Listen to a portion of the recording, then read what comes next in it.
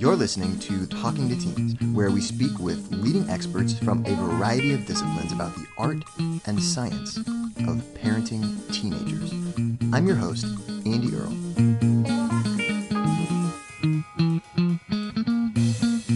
We're here today with Linda Flanagan, the author of the new book, Take Back the Game: How Money and Mania Are Ruining Kids' Sports. Linda has written for The Atlantic, Runner's World, NPR's education site, Mind Shift. We're going to be speaking with Linda today about the world of kids' sports. Specifically, we're going to be looking at how athletics for kids has changed substantially over the past decade or two. The truth is that a lot of money is involved in kids' sports today, but actually research shows that the more money parents spend on their children's athletic career, the less enjoyment kids actually get out of it, and the more likely we are to see a number of different problems pop up. There's also been a shift in terms of specialization where instead of playing a variety of different sports, kids are encouraged really, really young to specialize in a single sport now, but this can create a lot of problems for kids as well. We're going to talk about the huge role that athletics play in the college admissions process. Many parents think of sports as a way to build character, but some recent evidence suggesting that the way many sports are played today can actually undermine character development. As the family invests more time and energy in the athletic pursuits of one child, it can have some really detrimental effects on the dynamics within the family.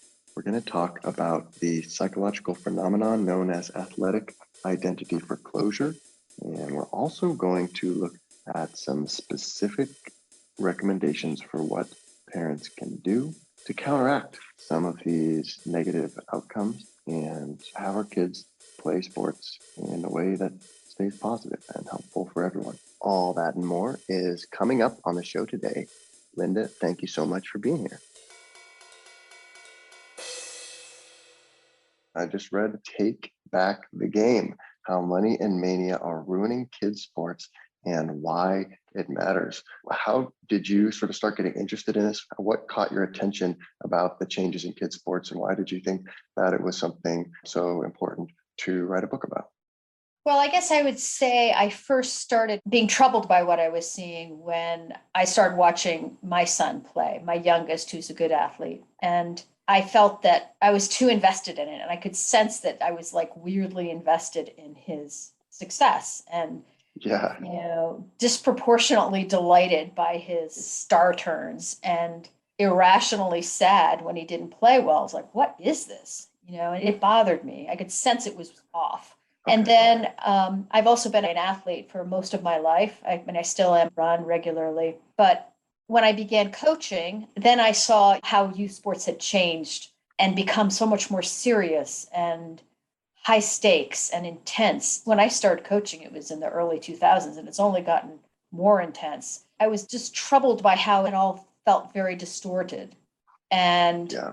as a result of that, I started poking around, doing some research, and wrote some articles. And then basically that turned into a book. There's a lot of really interesting stories in the book, but also some really fascinating research on the changes in youth sports. And one of the big things is the money. It says here that in 2019, the youth sports industry was valued at $19.2 billion, which was an increase of more than 90% since 2010, and is actually more than the NFL. So that's a huge change in 9 years to increase 90%. What's going on there? Or walk me through how that could be. Businesses recognized that parents have an interest in athletics and watching their kids play and encouraging them to become better athletes. And they recognized there was a market there and began investing. So, there's the big, equipment companies like sports equipment, Nike, Adidas, Under Armour, and then the media companies that make a huge amount of money televising this stuff. So ESPN, Sky, the Yes Network. And they've sort of honed in on an area of anxiety for parents, honestly. it's both an interest and a point of anxiety, and have profited off it. And a good part of this is the sports tourism industry. This began, which really it was launched in 1997, really with Disney's Wide World of Sports, which is really so fascinating how that came to be. Disney recognized that they were losing the teenage cohort with its theme parks. The Magic Kingdom was no Mm. longer so enthralling, and they figured, Right.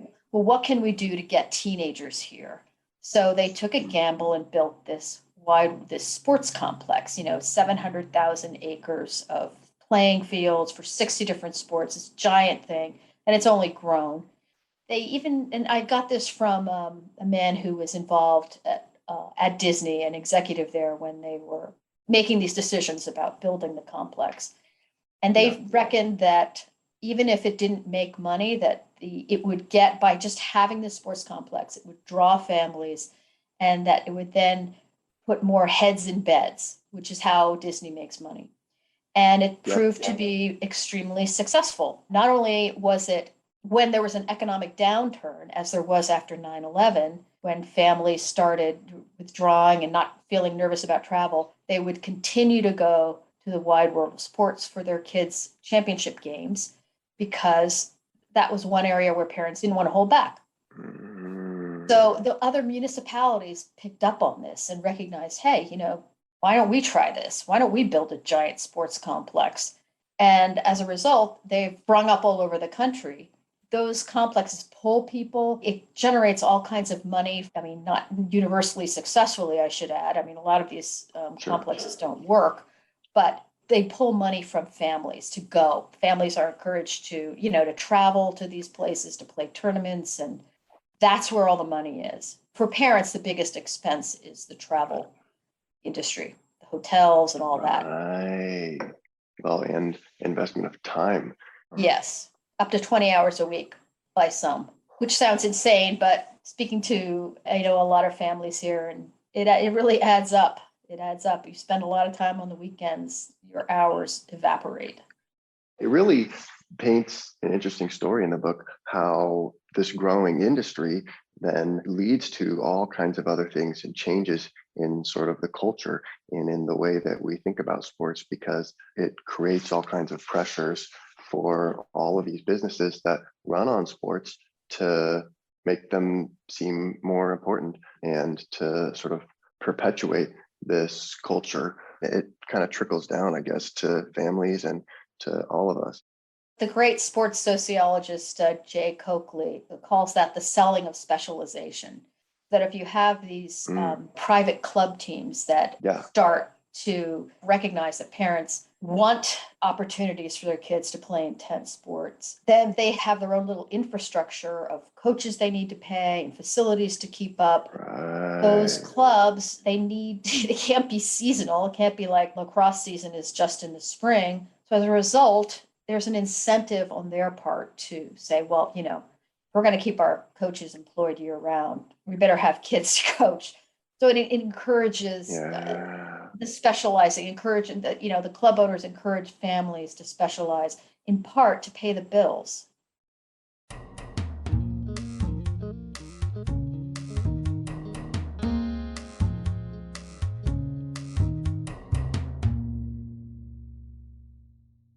I just read about this Isaiah Berlin's famous division of people into two types: the fox, who knows a little about a lot, and the hedgehog, who knows a lot about a little.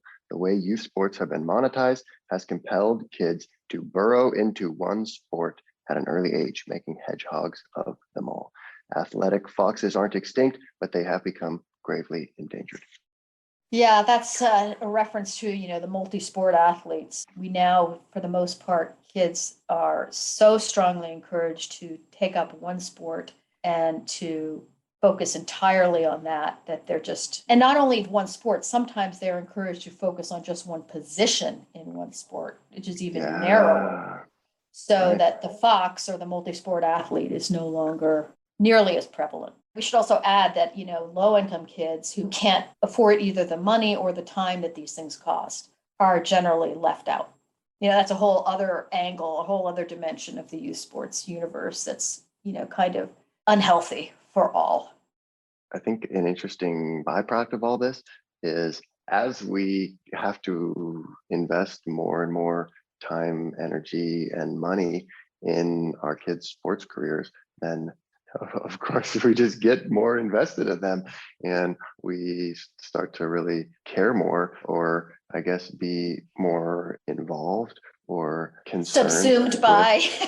Yeah. Like it starts to just to take over more of our headspace, and Yes. we get emotional about it and everything. And of course, we can't help it. It's one thing when it used to be like kind of kids just would go off and play sports, and it would just be more like a thing that they do for fun on their own. And now that it's becoming like a family activity, the parents are shelling out all this cash and, well, spending 20 hours a week driving them around to practices and do tournaments, and other cities and stuff like that, well, just naturally it becomes, there's a lot more pressure from mom and dad, and that you really just get so much more consumed and invested.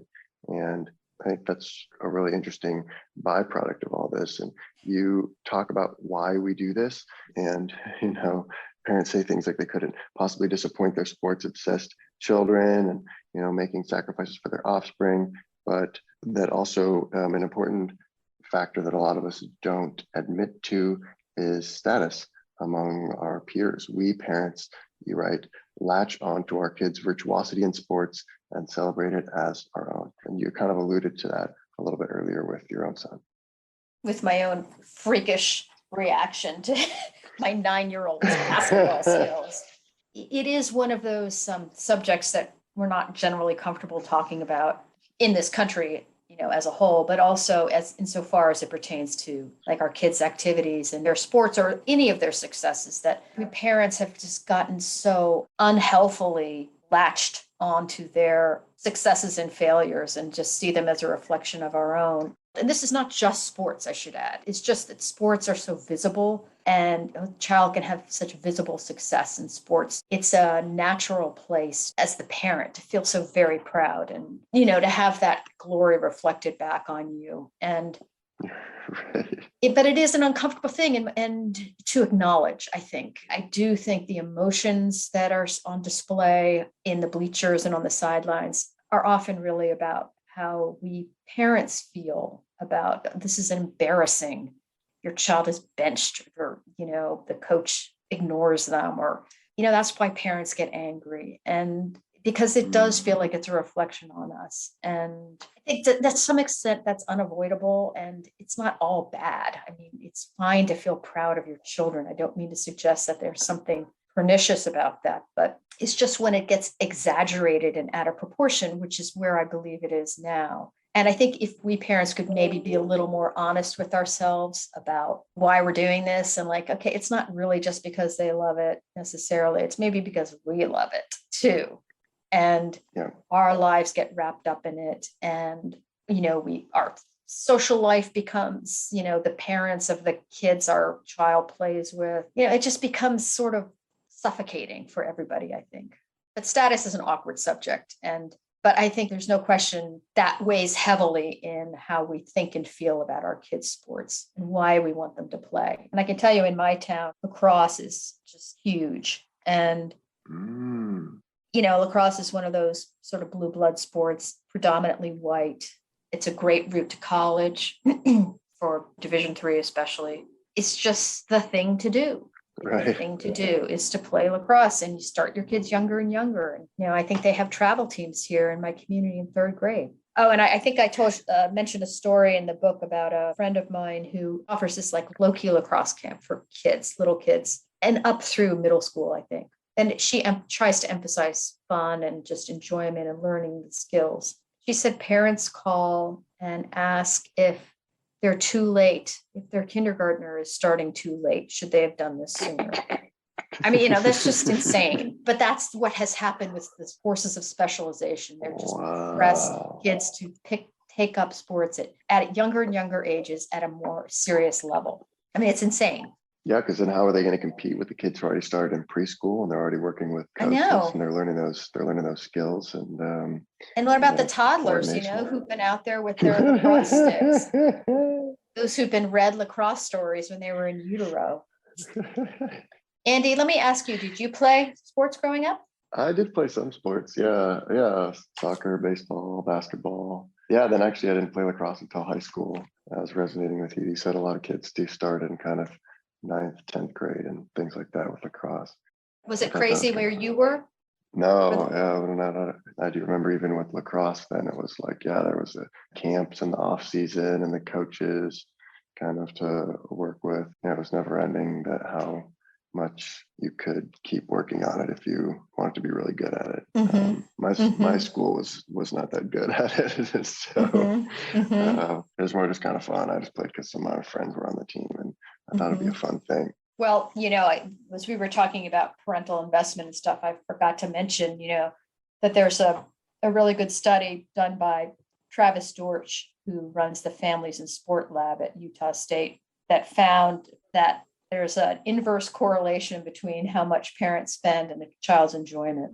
So the That is more parents so spend, the interesting. less kids enjoy. Well, you can imagine because they feel it's suddenly about, why are you doing the sport? Because mom and dad really want me to do well. There's, if they're spending this much, I really better perform. It's bound to have an effect on the child's enjoyment.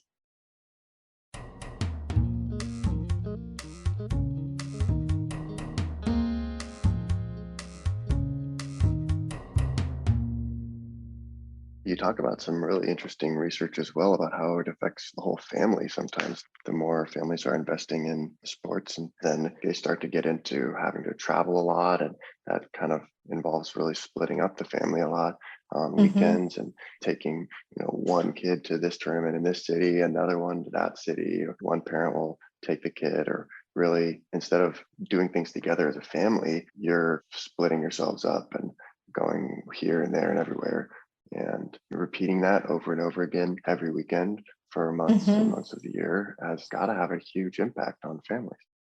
Well, and that presupposes like a two-parent household family. And I don't know what the numbers are, but I think it's about half the families in this country are not, two-parent. There's a lot of single mothers, single fathers, multiple families mixed up, and the travel tournaments and the expectation that kids and families can do this puts enormous pressure on families. And if you're a single parent, I mean, it's essentially a barrier to entry for anyone who doesn't have a lot of money and a lot of time. Because Yeah. if you're a single parent and say you have three kids, I don't know how you're going to manage that.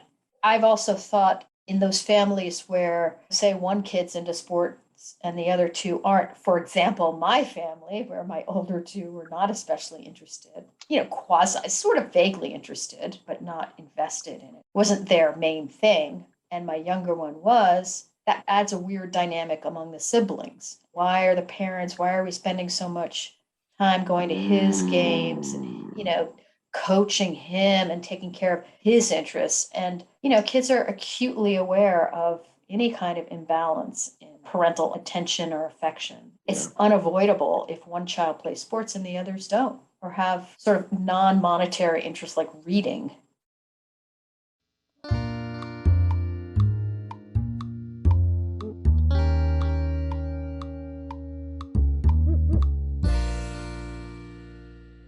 There's also a lot of pressure coming from the benefits that athletes get in the college admissions, the whole race for getting into selective colleges. I thought this was really interesting. Some of these statistics you have in here about how large the benefits are. Like Harvard confirmed that athletes they admitted are significantly weaker than ordinary applicants, and athletes are like 14 times more likely to be admitted. That's what came out in that recent Wow. lawsuit against Harvard a couple of years ago. It was a group that was alleging discrimination against Asians in their admissions process. And the colleges are very reluctant to come forth with Mm. any, they guard this data very carefully, how they go about making their decisions and all that. But every now and then it's, leaks out. And this lawsuit is what enabled this information to become available and analyzed. And it's plain as day that the athletes have an enormous edge in admissions. And parents have recognized this. Nothing is sure in college admissions, but every year the coaches need to field teams and They need new people. So that's one thing for sure. So it's kind of in a way, it can become a strategy to get into those schools. And not just Harvard, any of them that have teams, and most schools do.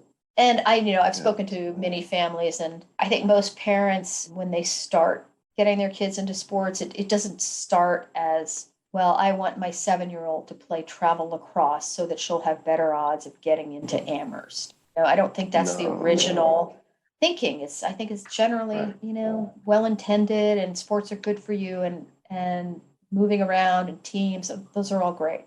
But then it kind of morphs because it takes over parents' lives and kids' lives, that then it becomes, well, at least she'll get into a better college. And then that almost by default becomes the rationale for continuing to play and continuing to sacrifice so much. And continuing to sort of escalate the levels of competitiveness, or well, should we pay for this, personal trainer that they're recommending? I don't know, it's going to cost a lot, but it might really, help her stay competitive, and maybe get a scholarship. That'd be really helpful, or get into a better school. It's probably worth it. We should do it. I think it plays into the calculus a lot, in terms of what you're willing to do, or what sacrifices you're willing to make. And I mean, wow, what wouldn't you sacrifice for your child's future? So when that's part of the equation, it maybe makes us make decisions we wouldn't be making otherwise, if it was just really about the sport and whether they enjoy the sport. And well, just the other day, I was speaking to a woman who's got 3 kids, and they're all on this train, and they're all basically in high school or first year of college. And she was going over how much time they spent, running around, driving hither and yon, and splitting up the family, and disappearing on every weekend. And I asked her if they would continue to do this, if colleges suddenly magically eliminated the recruiting and the admissions advantages. And, she kind of thought for a second and said, yeah, we wouldn't want to play this intensely. We wouldn't be doing this. It's because of the prize at the end, which is a real prize for some families. And, for some kids, it will be an edge in admissions. If that edge were gone, I think the whole thing would come collapsing down. Right. Yeah, totally.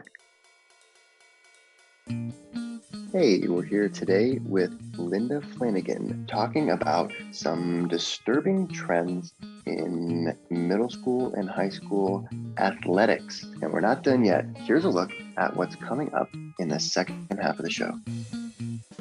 Another study came out 2014 also that showed, this was so shocking to me, that D1 athletes who were studied later in life versus their less active peers, the D1 athletes had lower quality of life than their peers who hadn't been. They had worse sleep, worse mood, worse physical functioning. And I think that's so shocking to me.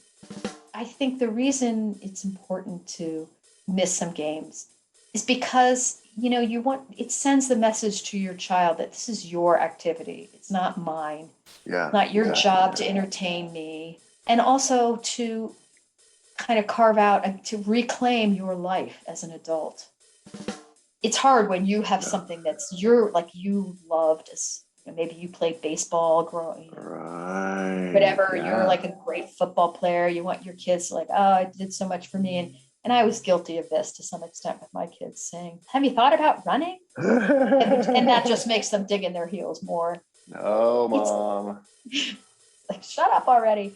But it just has to come from them. It has to be their interest, not your interest, because they are separate people. And the sooner we recognize that, the better off we'll all be as a family. You think of yourself as not, hey, I'm Linda, I'm a mother, I'm a writer, I'm a good friend, I like animals, I run. You think, I'm Linda, I'm a runner. That's what I am. That's who I am. This is really hard for young people, especially because, it's great when things are going well and you're winning and you're healthy, but it's really a problem for people when they suddenly are unable to compete or play, for usually due to an injury or something. It can be really devastating because you're like, who am I? If I can't play lacrosse, if I can't run, who am I? I really understand this because I have felt this at times in the past with my own running. When I was really running a lot, every day, 8 miles a day, And it felt so necessary that I really worried about how I would handle it if I got hurt, I was really worried about injuries. And then when I occasionally did get hurt, it was like, oh no, what am I going to do? If you're a young person and you're just trying to figure things out, that's really hard. And it can cause all kinds of mental health problems. Understandably, I can relate to that. I'm not a happy person when I can't run. Want to hear the full interview? Sign up for a subscription today. You get access to all the interviews I've conducted, as well as new episodes weeks before the general public. It's completely affordable, and your subscription helps support the work we do here at Talking to Teens. Thanks for listening. I'll see you next time.